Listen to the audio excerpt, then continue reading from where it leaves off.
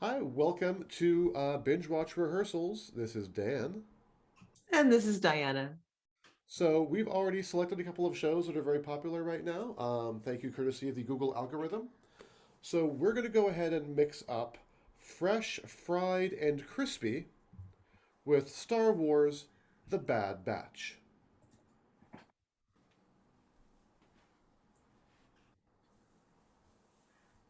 All right, there, troopers. Oh, hold on. I'm Yeah. sorry. I've got some secret sauce on my fingers. We'll be right there. You know, the worst thing about you guys and you lot is that you're so unpredictable.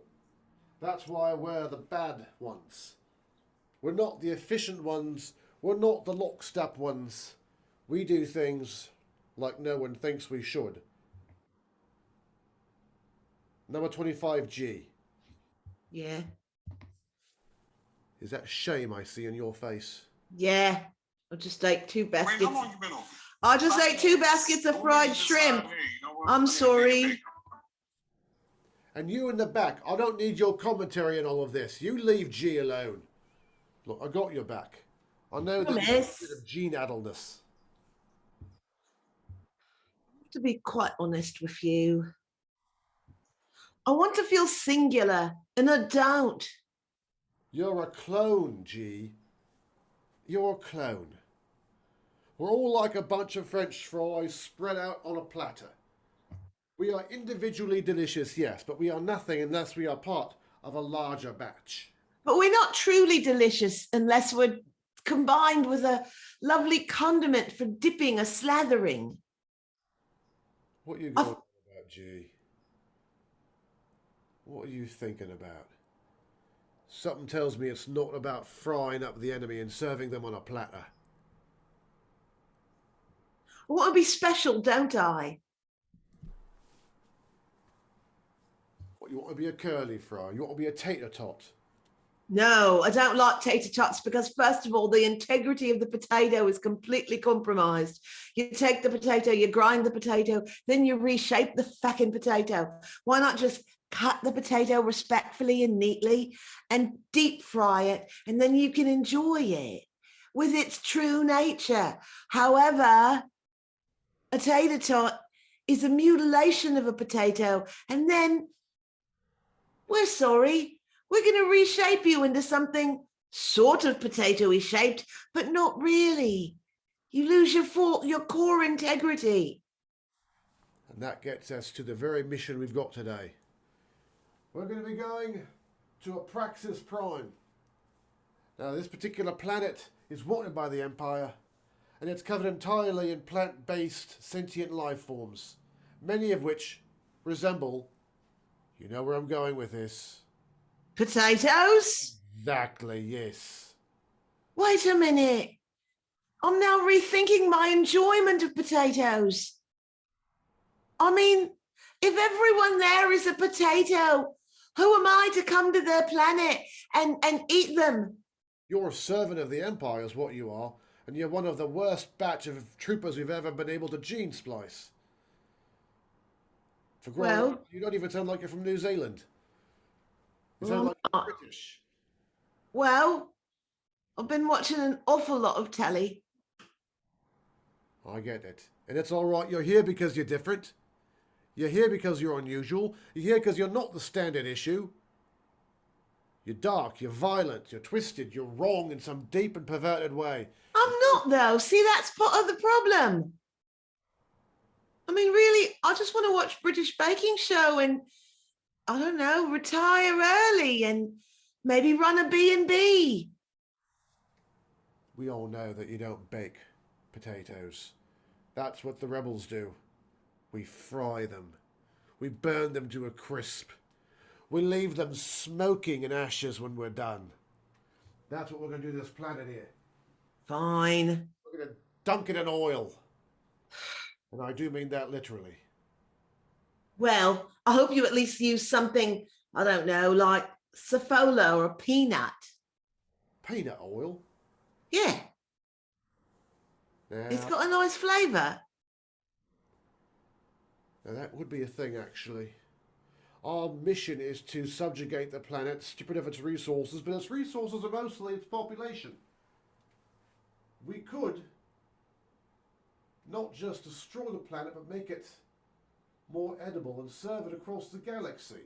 The Emperor would be known for feeding billions. Okay, I can't really believe I'm about to say this, but it sounds like this particular place is a perfect drive-up sort of restaurant. You could just come on up, get to a little portal, and then one of us, I suppose, would, be processing the potatoes, frying the potatoes, and serving the potatoes. But we could create a free restaurant. It's Belgian for French fries. That's true, we could do that, but we've got to do it on a planetary scale. We can't just go in and make a little place. It's not just going to be the 12 of us. No, I'm thinking globally. You could serve people from all walks of life because the whole planet would be a drive-up restaurant. So I was thinking we could do a single operation that would bring the entire population to its knees, but you're playing the long game. You're playing a way to subjugate them economically while also consuming the population, because as we know, Apraxis 5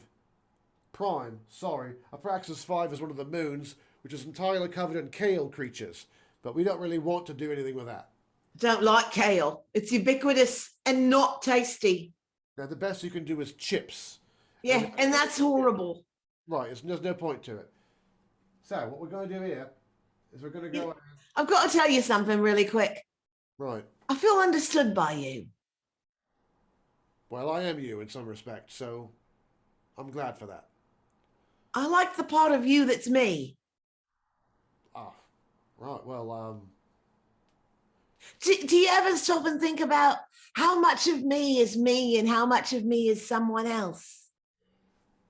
I'll try not to, because I'm a military commander and I am supposed to be coordinating military efforts, and to think about how much whenever one of my men dies, a part of me dies with them is a bit unsettling. I'm so glad to hear you say that. I wonder how day after day you can just watch cannon fodder, as they used to call us, go, and they're under your command, and it makes me feel really good to know that if something happened to me, a little piece of you would die. Well, I'm glad to be a comfort to you, G. I am. And I got to say that even being with you, I feel like small parts of myself are dying every moment. If I wanted to find a way to make that into a positive, I would. But really, I think the truth of what's happening is that I need to have more respect for your authority. I would agree with that, G. I would. Absolutely. And that's why I'm going to put you in charge of our base of operations here at Apraxis Primes. We're going to call this location the King location. Am I the king? Beta King. Beta King Prime. That will be the place of our first incursion on the planet's surface to begin to subjugate and fry the population and then ship them out for consumption across the Empire's worlds. Can we have a creamy, delicious sauce to dip them in? That's not going to be your purview. That'll be Delta's job. Oh. Now, Delta's over there on your right. You'll be working closely together on this particular mission. You've got a lot of responsibility, G. I've got to tell you something. I've been looking at Delta for the last 20 minutes and I just kept wondering why I couldn't arrange my hair every time I touched it. I didn't realize it was another me. I thought it was a mirror. This is a quandary we face daily as clones, to be sure. But I suggest you figure out some kind of a marking system, perhaps indicate that you're middle management and he's a specialist. All right. Specialist seems better than middle management. Well, this is the military, G. We don't get to choose our assignments, we just have to accept them. That's true. Yes, sir. Right, sir. Yes, sir. Sir. Yes, sir. Sorry, I forgot the saluting. You know, the fact you even called me sir feels like a huge advance in our personal relationship. I think I've grown a lot today, sir. Yes, sir. Now, I think the important thing to work out is exactly how you're going to go ahead and take BK Prime. How are you going to formulate your infrastructure? This is your task, G.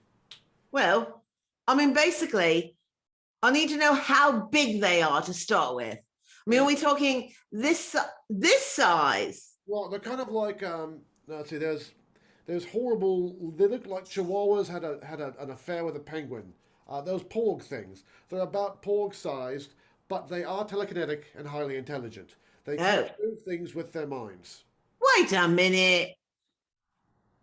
You didn't say that. You just said I was going to take over a planet of potatoes. Well, I had an entire agenda, but your constant interruptions forced me to go from this point of my agenda to this point of my agenda, back up to here, roundabout to this particular subpoint, and over here. So it's not been delivered in order that I intended. You went the extra mile for me.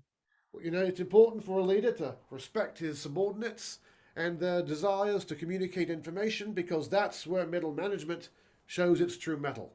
I originally had you settle down to just be on cleanup crew.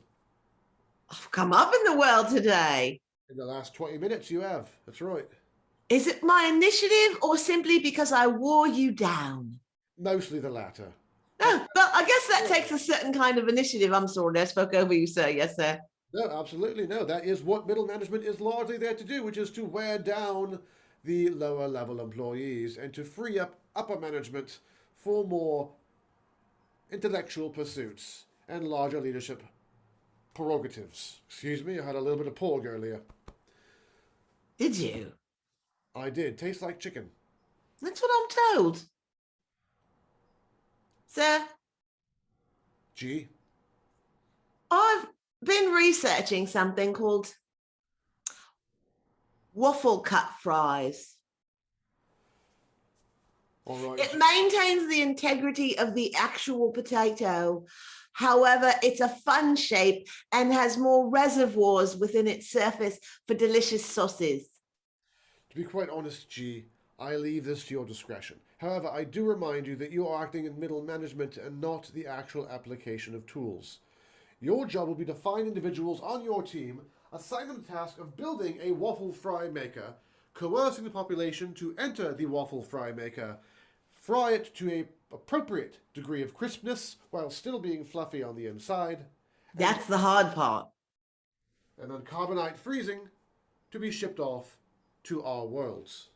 I have to interrupt you for a moment. You must cut them before you fry them. These are practical matters, G. You're middle management now. You don't have to know how things happen. I don't. No. In fact, the less you know about the actual work involved, the better you are. I had no. Simply make sure that folks do what you tell them to do and let them work out the details themselves. I can do this. Just remember, G. Yes. You are a clone of the Bad Batch. You are superior to other clones. I know, but I try really hard not to rub it in. They might be smarter than you, more talented, more skilled, more generally accomplished, but you are still better because you have received a title. Oh. This is like the movie The Wizard of Oz. And they were all made better because they got some token from the wizard. I feel like you're the wizard and I am the scarecrow, being given a brain. I recall that mission.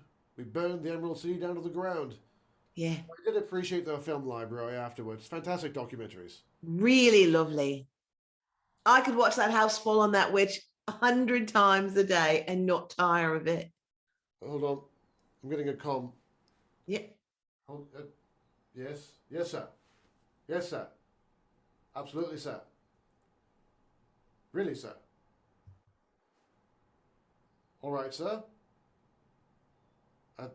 As you wish, sir. Well, G, I'm afraid that the mission's off. We're going to a new planet now. We're going to Tofulius Gamma. Different part of the galaxy.